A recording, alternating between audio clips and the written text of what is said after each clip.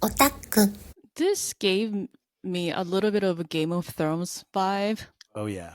A lot of like abuse, torture, True. killing. Yep, there's a lot of sword fights, actually. Yeah.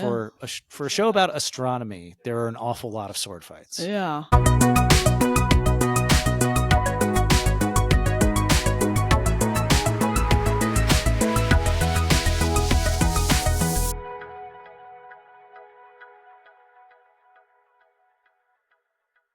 こんにちは. I'm your host Mayu for 2am Otak. In this podcast, we talk all about anime, manga, movies, music, and history through our distinct perspectives. As a born and raised Japanese non-otaku, that's me and an American anime fan, Cisco. That's me.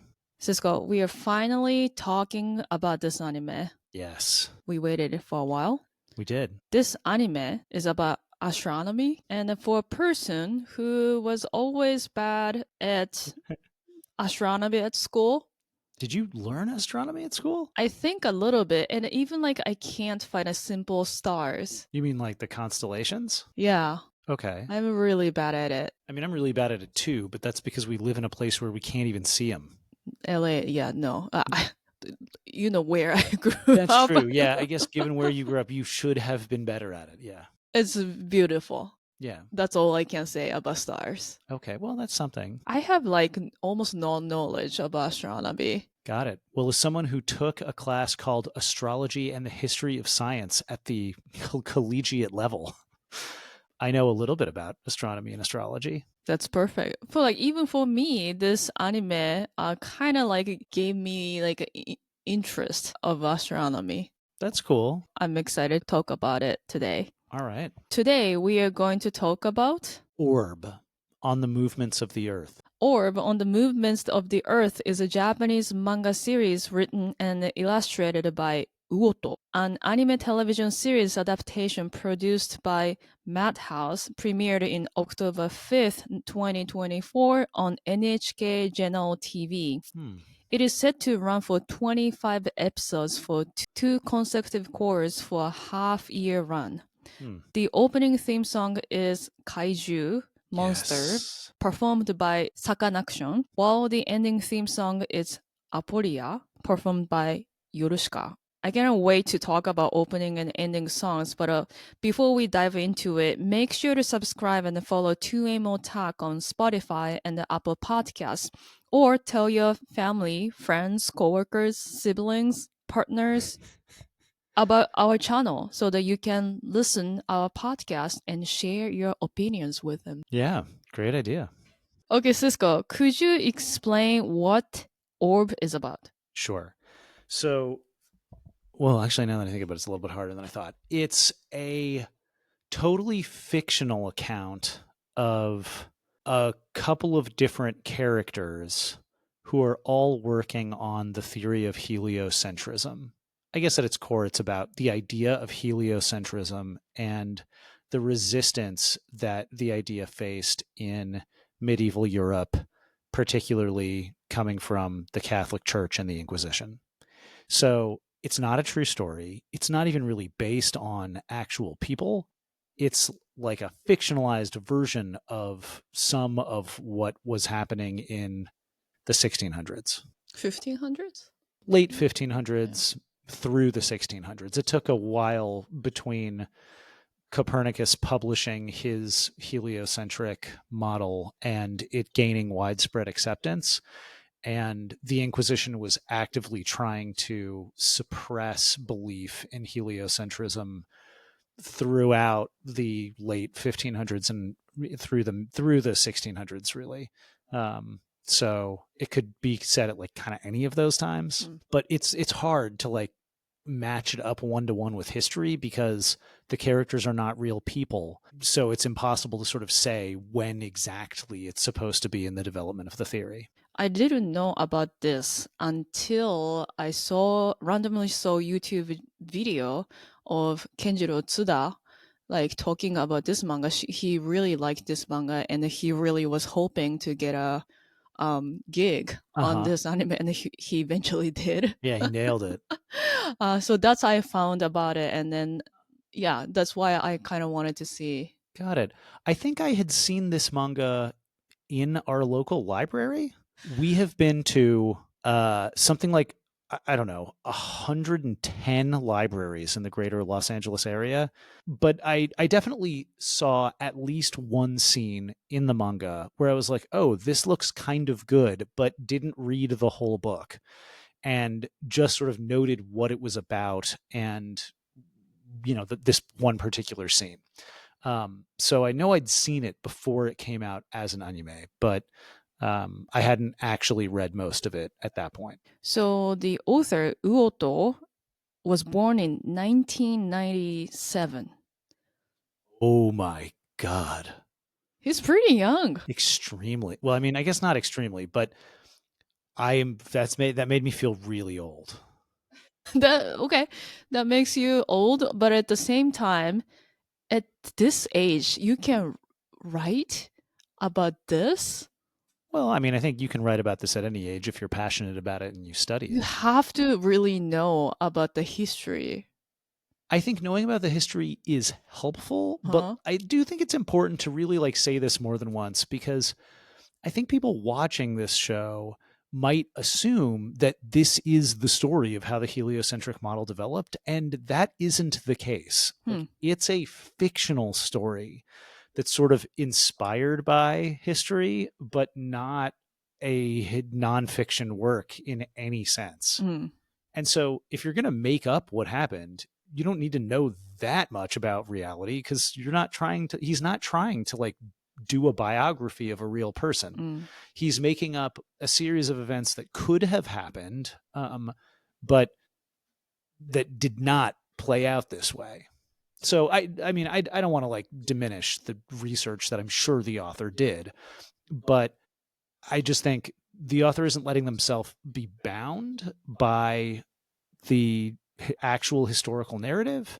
And so, in the same way that I was like, hey, write a novel about the American Revolution, it doesn't have to be what really happened. It would help you a lot to do a lot of research, but it would be okay if you didn't actually know who George Washington was because you decided to make someone else the leader of the American forces in your alternate history anyway. You know what I mean? Okay.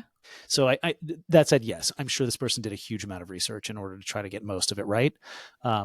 And that's the goal here isn't accuracy or faithful representation of what actually happened in the past. So I actually like that. I think it's more interesting to watch this version of the story than it would be to have an exactingly precise biography of, Johannes Kepler or somebody. But because it doesn't need to be precise, there's a lot of liberties are being taken. Hmm. So what's your thought about Chi? We are halfway through. We're halfway through. Just like my overall thoughts on the show, Mm-hmm. it's great. It's really interesting the way it portrays both the Inquisition and the researchers who are trying to figure out what's actually happening is I think much more interesting than the real story. It's not particularly nuanced. And in doing my own research to try to be like, how realistic is this show? I like this story better than I think I like the real history. And I mean, maybe that's not fair to the real history, but I think it's a really good narrative and it has some twists in it, especially early on in the show that are very satisfying in a weird way. And that I think are true to what the process of trying to get people to believe in heliocentrism was like, even if the actual events being depicted are totally made up. We watch a conversation between the author and the lead singer of the band who wrote the opening theme song. The manga artist Uoto didn't show his face. Yeah. But the way he talked or what he talked sounded very philosophical to me. Mm-hmm. Yeah, I He agree. really thinks through. Right. And I searched, he took philosophy Oh, at college. that's cool. So that made so much sense. The idea of the church and the papacy trying to stamp out people trying to find the truth about the universe because it conflicted with what they had already taught is a great example of sort of human pride and cruelty triumphing over, well, not triumphing permanently, but being in conflict with, truth and knowledge in a way that, really messed with a lot of people's lives. Chi in Japanese, the name is pretty much the same as English one. Is it? I really disagree. I don't Really? think that's true. The subtitle is the same. Yes. On the movements of the earth. Yes. Is the subtitle, but the word chi doesn't mean orb. Well, it has like lots of meanings. So here, Japanese has 3 different kinds of letters, alphabets. Right. And then if it's written in kanji, right, Chinese characters, you can figure out the meaning of the kanji, but it's not written in kanji. No. So you can't really know from the letter what chi means. Right. So people whoever see this letter can kind of figure out themselves, oh, it must be about this or that. For me, like when I see it, chi means like ground, earth, because it says earth. Right. So like it kind of made sense. There are other meanings too. Let me explain. Chi means ground, the meaning of ground. Also blood, chi. Yep. And knowledge, chi. It comprises 3 different meanings. It has all 3 meanings in that sound. I think if you look at the title, you see a little circle next to the letter chi. Right. That's like a period in Japanese. So we use the like a circle thing. We don't usually use period for the title and the stuff, but he decided to put it because he wanted to describe Earth. And there's a line along to it, like with an orbit. Orbit. Yeah. So he wanted to describe something. It was not moving, is about to move. Interesting. Like the period is going to move out of the way. Something like that. So like whether Earth moves or not. Right. That's what he wanted to describe. Cool. I mean, there's got to be a different word for orb in Japanese, right? What do you call a sphere, a 3-dimensional circular object? Q. Yeah, exactly. Q. Q. I don't know. I mean, like, I guess in a way, like orb just means sphere in English. It doesn't actually mean earth. Like the earth is, I suppose, in shape an orb. This show has challenges with translation, particularly around this word chi. Later on in the show, it's also translated as terror, where I was like, okay, again, chi has multiple meanings in Japanese, but none of them is terror. Terror is like kyofu, right? Yeah. And like, I think it's an intentional play on the double meaning of chi as both blood and knowledge, but it's not terror. The translation is good, and I recommend watching this with English subtitles on, but there are nuances in the Japanese that can't be adequately conveyed in English, and one of those things is the title. So orb is an interesting choice of word for the title, and I don't think we would have been able to pick any word in English that has like enough homophone meanings for it to have that same sense of indeterminateness that the Japanese title has. One of the recurring features in the opening animation is of eyes. I sort of wondered if there was like a connection there too to why they picked sort of orb. I like the Japanese title better. Yeah, I think that's where I'm going to stop. So chi orb has 2 catchphrases. Okay. Yeah. One is 命を捨てても曲げられない信念があるか. Do you have a faith that you would lay down your life for? And another one is 世界を敵に回しても貫きたい美学はあるか. Is there an aesthetic you want to achieve even if it turns the world against you? So those are really strong catchphrases, catch copies. Yeah, I still am not sure I understand what catch copy is. There are probably like people working in marketing in America who like know what that is, but like I'm not really totally sure what it means. Like those are phrases like attract people so that they can read. They're like on posters and stuff. Yeah, right? I think so. Yeah. Like next to it to be like, oh, this is kind of what it's about. Yeah. And I think both of those are pretty good descriptions of what the show's themes sort of are. You know, how far do you go for what you believe in? How seriously are you willing to take your beliefs even when they're unpopular? So here in Chi, you don't really have freedom to express about your theory of opinions compared to today? Well, yeah, again, it is a fictional story, but the Catholic Church was extremely disapproving of the idea of heliocentrism, and the Inquisition would absolutely burn you to death as a heretic if you articulated it too loudly. Yes, it's a difficult time, and I like the episode of Yolenta. I don't know how old she is. She must be like teenager or something. That's what it seems like to She me. Yeah. learned, she studies, she can read it and everything, but she's a woman, she's a girl. People don't see her as like one of like a researcher, so like she's not part of those groups or teams who studies astronomy. Yeah, they're trying to understand the shape of the cosmos. She seems to be set at a time when, at the very least, actually, you know what? I'm trying to think. Do any of the characters use a telescope at any point in the show? I don't I think remember. no, right? Just the bare eyes. Yeah. So it seems to be set right around, like, before the at least widespread dissemination of telescopes, when people are still relying on just using their eyes to observe the cosmos. And without a telescope, there are lots of things in the night sky that you cannot see. This was a big part of why Galileo was able to prove aspects of the theory of heliocentrism by observing, for example, Jupiter's moons and the phases of Venus and some of the other stuff that he saw with like his telescopes. Without that, there are things you can observe in the cosmos that don't make any sense. For example, the transit of Mars.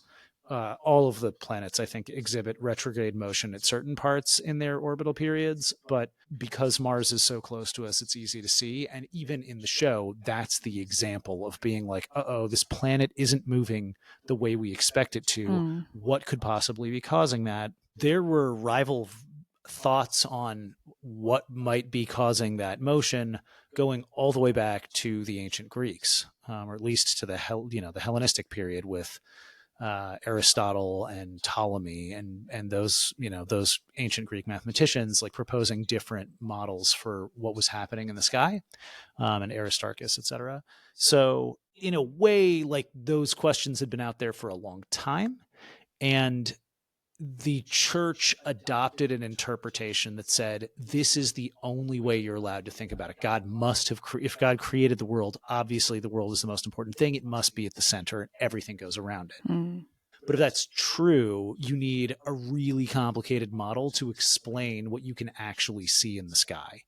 And heliocentrism made it easier to explain what was going on with the planets because it made more logical mathematical sense than the other model. But because nobody understood gravity until Newton, the explanation of like why these things were happening was still a ways off. And instead there were these competing models that tried to like better predict what would happen next. And one of the pieces that I think is missing from this show, but is true about why so many people cared about astronomy, Copernicus defended his model as being more useful to the church for making precise calendars. To be like, I'm not trying to say it's true, but it will help you figure out how to make calendars better. There was also a huge emphasis on astrology, the idea that the relative position of the stars and the planets to the Earth, or what you could see or where things were at given times, had actual effects on the Earth. Lots of ancient philosophers believed that what was happening in the sky could influence the weather on Earth and like caused atmospheric or weather related effects, or at the very least determined human destiny and like future events. So some of the reason that anybody cared to make these models was the idea that if you had a good enough model of the universe, you could predict the future or come up with better explanations of what was likely to happen and why. And only as astrology and astronomy like diverged from each other later did astrology come to be seen as like, fake science and superstition and everything else, while astronomy became more and more sort of serious science. My head is about to explode. Sorry, yeah, that was a really long explanation. I apologize. It was so sad to see. I was trying to just make a point. Like Yolenta was like she was so eager to learn and to do Right. research, but there's a restriction, and the people, man, don't take her seriously. Yeah.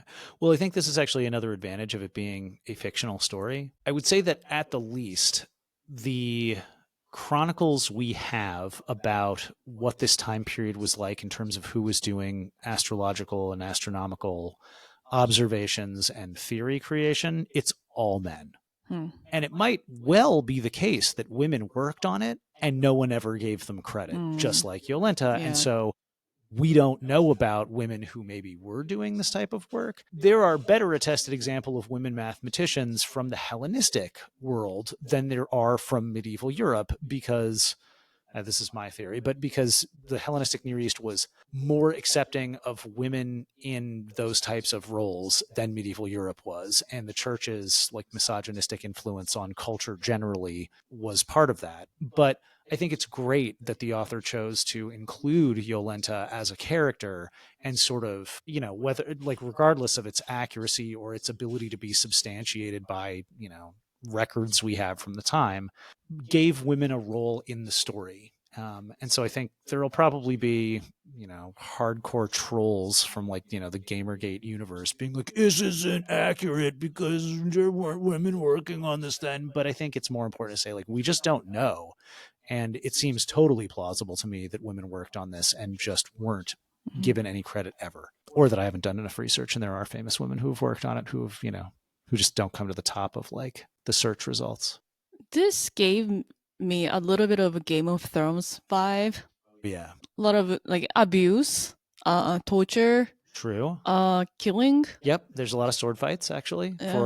For a show about astronomy, there are an awful lot of sword fights. Yeah. I mean, although this is aired in Japan on NHK, Yeah, not a Game of Thrones network really. they put it on like late at night when little kids don't watch. But it's on Itere? It's on the It's educational no, channel? no, it's not educational. Oh, it's General. general NHK. Yeah.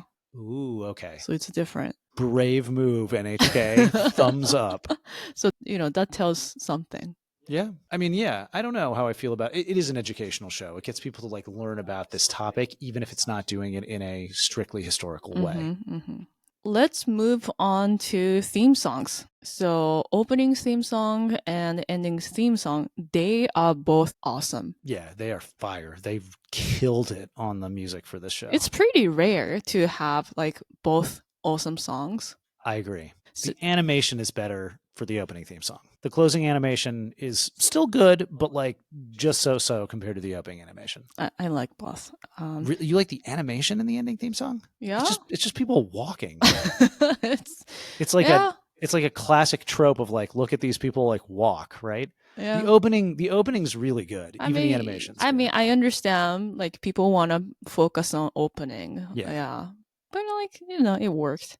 The closing song is so good that we watch the closing every time just to listen to the music. Yeah. But I think the opening animation is more thrilling. Yes.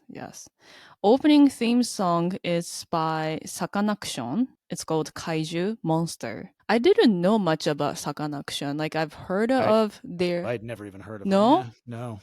I've heard about their name, but not really listened their songs before until this one. The main vocal who make music for the band, he's been suffering from depression, and the past 2 years it's been really, really hard for him. And then he was not active in making music, like stayed in bed and then like couldn't make music. He even didn't want to see guitar or something. Wow. It was really, really bad. And he didn't take medicines first, but later he saw it's really serious. So he decided to take. The Monster, the song is not complete yet. Right. They're going to play the full version on tour for the first time? Maybe. I checked their YouTube video and he said it's almost done. So like when you hear the music at the opening of Chi Orb, you hear only half of it. Just like a regular anime opening. Well, except that in this case, the other half doesn't exist yet, right? He's making. Well, I know he's making, but what I'm saying is like as of right now, you're actually hearing the whole thing. And you're hearing the song in its entirety as it existed when he wrote it. Mm-hmm. Like he only wrote a TV-sized version Right. and then was like, I'll finish the rest of it later. Yeah. I'm curious, like we are halfway through of watching Orb. So I'm wondering, like second core Yeah. would it be like second verse of Monster? That seems extremely unlikely to me. Why? But if it happened, it would be extremely cool. Because Steins Gate did it. Yeah, Steins Gate is the exception, not the rule, though. Okay, just to like put that out there. Like Steins Gate, like was groundbreaking in a lot of ways, and that's one of them. Because it was perfect. They played the same like a first verse of Hacking to the Gate until like 20 or 21st episode. Right. And the last two episodes or so, they played the second verse of the song, which tells about the story. Brilliant. I'm just like, I too wish more anime did that. Yeah. And my hopes are low that that's what's going to happen with this particular one. And that doesn't diminish my enjoyment of the song as it exists for the first half. Yeah. In a way, I think there's something really nice about knowing that the version of the song that you're hearing during the opening is everything the guy wrote. Mm-hmm. And it's not like an edited, cut down, chopped up, like, skipped the boring parts version. It's the whole song. Mm-hmm. And it's really good just the way it is. So we are looking forward to the second verse, the whole, listening to the whole song. One of the things to know if you're not a Japanese speaker is that he is cutting the words in the song in very unusual places. Yeah. And that contributes to it just having an extremely unique feeling to it. Yeah. And that makes it really cool. I think if you don't know Japanese, then obviously like it's hard to tell that, but it feels unique and different. Very different. In the way that he's singing it too. Mm-hmm. And the ending theme song is Aporia by Yorushika. We watched the music video and it's all animation. A girl is flying towards the space and then looking at the constellations. Yeah. I liked that. It was cute. Yeah, it was very imaginative. It really weirdly, this is like a tie to a manga that's running right now called Beat and Motion, which is about a boy who takes up animation as a career and a girl who is a pop star. A big chunk of the story thus far has been about him creating an animated music video for one of her songs. And they meet each other and they eventually like fall in love and go into a relationship together. But watching the music video for Aporia really reminded me of that story because it feels like it was animated by like a very small team of people.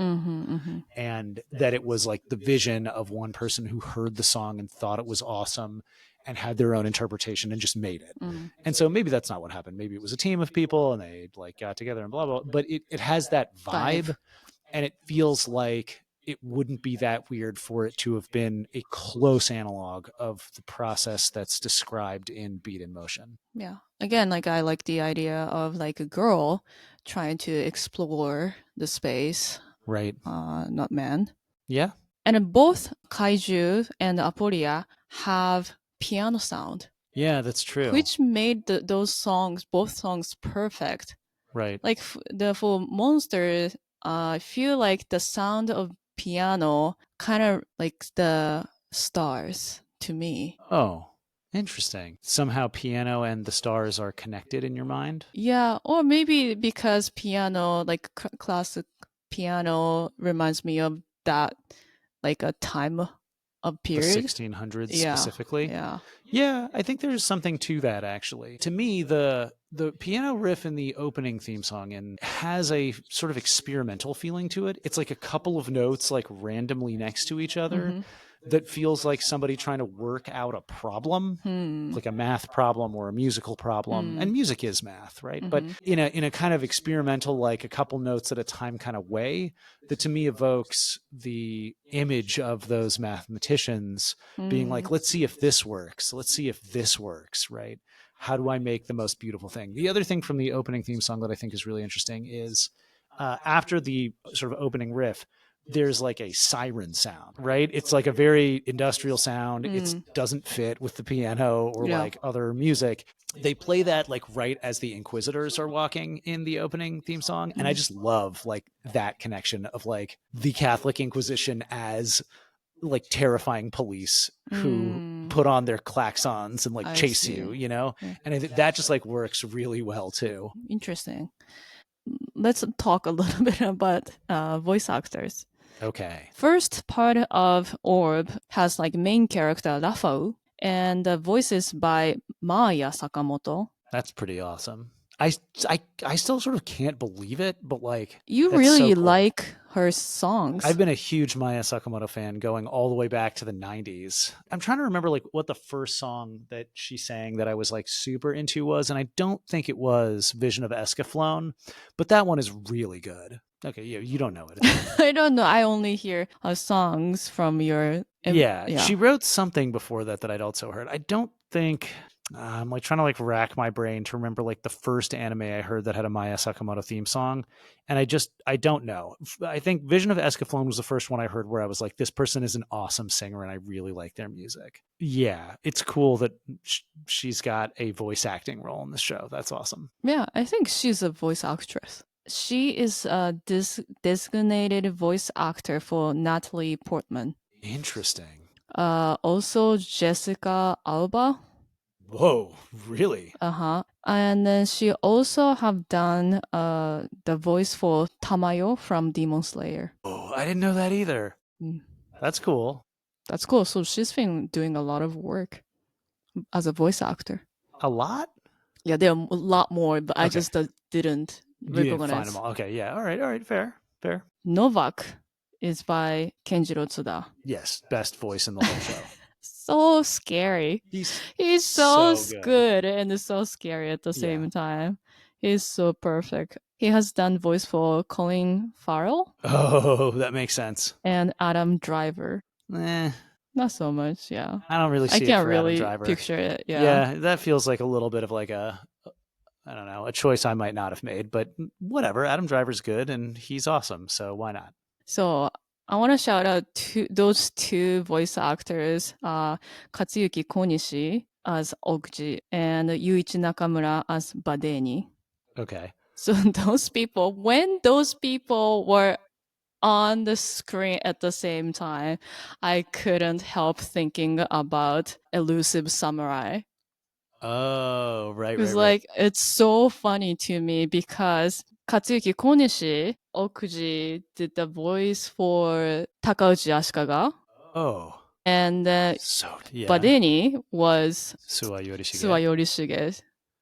So different. So different. I mean, they're both priests, I guess. But Badeni's like so opposite in terms of his character from Suwa Yorishige.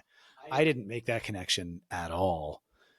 And same thing with Oxy. Like Oxy is such a different character than Ashikaga Takauji that it's like, it's hard to think of them as having the same voice. Yeah, it's good job, everybody in this show. You're really going against like casting. Also, Badeni's character is kind of funny. Is hilarious. Badeni's amazing as a character. I agree. Yeah, he's kind of blunt. No, not blunt. Extremely blunt. Yeah. Yes. Yeah. And a kind of cold-hearted sometimes.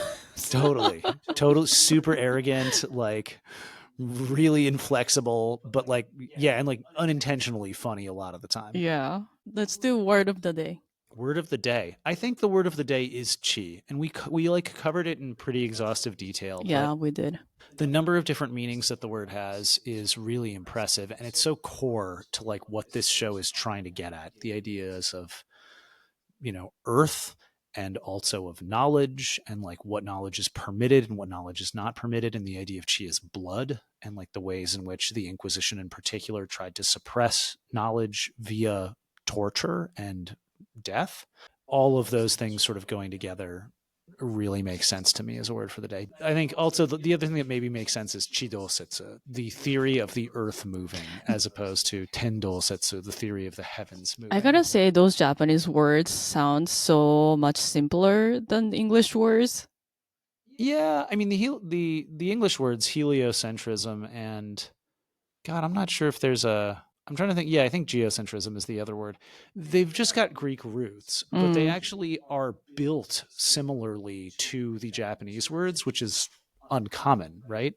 But heliocentrism means sun center belief, just like, and like, I guess it's the opposite of the way that the word is constructed in Japanese, because Chidousetsu means earth move explanation, and Tendousetsu is like heaven move explanation.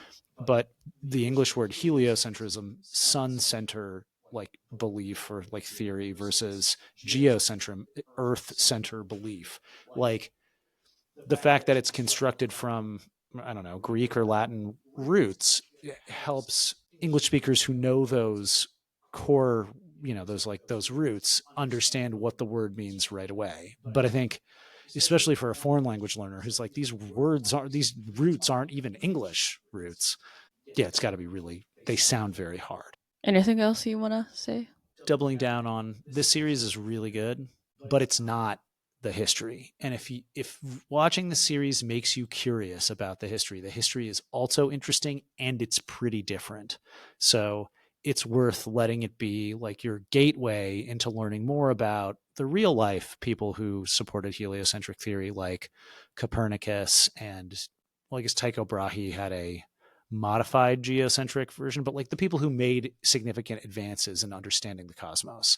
And in that group, I would include Copernicus, Tycho Brahe, Johannes Kepler, and Galileo Galilei, and maybe Isaac Newton too, to be like, how did we figure out what's going on in the cosmos before we were able to build spaceships and actually observe it? Thank you so much for listening to this week's episode. If you liked this week's episode, please give us 5 stars. Oh, yes. Now that sounds so much nicer to me. Why? Just you're being polite. I like it. It's less like, give us 5 stars. I like the gentle ask. Yeah, stars, because we talked about stars sort of. Oh, I get it. Yeah. On Spotify and Apple Podcasts, or like and leave a comment on YouTube. Make sure to subscribe and follow 2AM Otak and 3AM Otak. It'll keep us making more fun episodes. See you next time for more 2AM Otak. Peace out.